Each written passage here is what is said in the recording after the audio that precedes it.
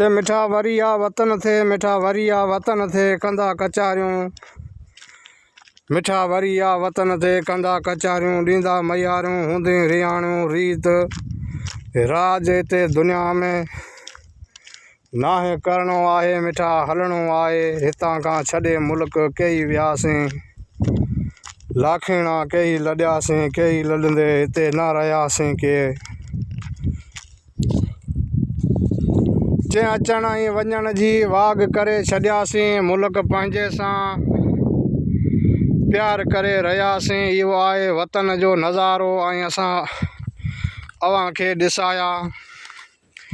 वरी जान दुनिया मां मोहबत कंदा विया, के हलिया विया हितां खां माल छॾे।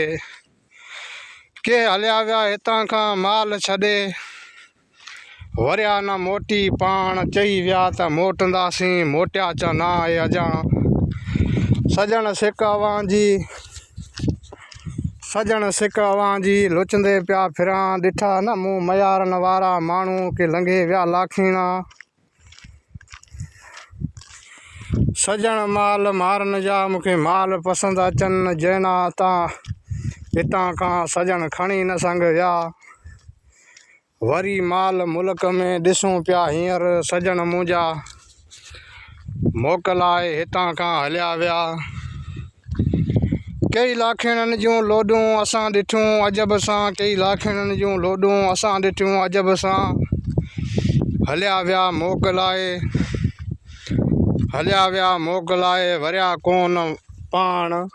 सजण सांगी जंहिंजा सुख ॾिठा, ॾुखनि में ग़मनि में ॾेई हलिया विया हितां खां। वरी चयो त लॾे वेंदा छॾे, हेखला करे हाण। उतां पट पिरनि जा, उते मुल्क थींदा मसवाण। मुंहिंजा जानी मुल्क में छॾे विया जान, मुंहिंजा जानी मुल्क में हलिया विया पाण।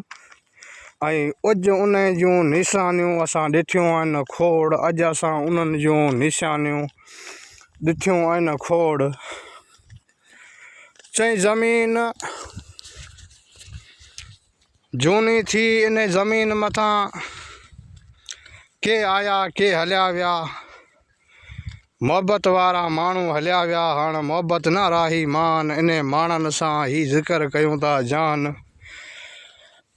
अॼु दौरनि में नाहे को माड़ू, नाहे माल। माल ॾिसूं था हिन दुनिया मां ही दौरनि में आहे माल। इंसान नाहे हिते दौरनि में, घुमनि पिया ही नज़ारा ना।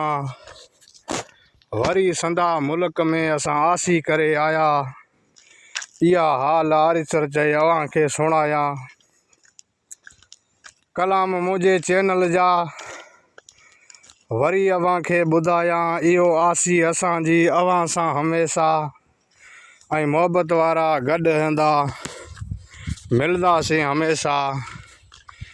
ऐं ख़ुदा करे आबाद ऐं ख़ैरु हुजे पंहिंजे परिवार ॾे, ऐं माड़ू माल मिलण जा इहा सजण थिए सार। जानी असांजे जूअ में के हलिया विया हार।